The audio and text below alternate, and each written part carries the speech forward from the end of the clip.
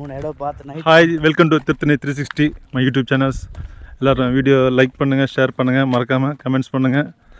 ஏன்னாடி என்னடா பண்ணி வச்சிருக்கீங்க? நம்ம தளபதி விஜயோட திருப்பாச்சி படத்தை உங்களும் எல்லாருமே பார்த்துருப்பீங்கன்னு நினைக்கிறேன். இந்த ஒரு படத்தை தெலுங்குல ஆக்டர் பவன் கல்யாணம் வச்சு அண்ணாவரம்னு ரீமேக் பண்ணியிருப்பாங்க.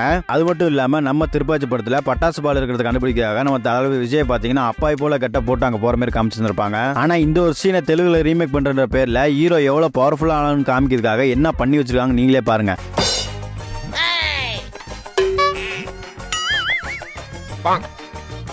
ஏன் உனக்கு இந்த வேலை?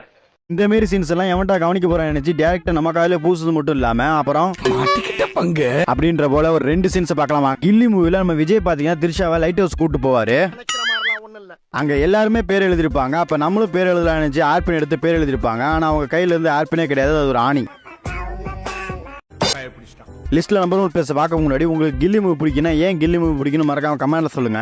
லிஸ்ட்ல நம்பர் 1ல அதே கில்லி மூவில முத்துப்பாண்டி ஆளுங்கெல்லாம் சேர்ந்து நம்ம திருஷாங்க அண்ணன் ஸ்டேஷன்ல கொலை பண்ணி போட்டு போற மாதிரி ஒரு சீன் இருந்திருக்கும். அதுக்கப்புறம் அவர் என்ன பண்ணார் நீங்களே பாருங்க.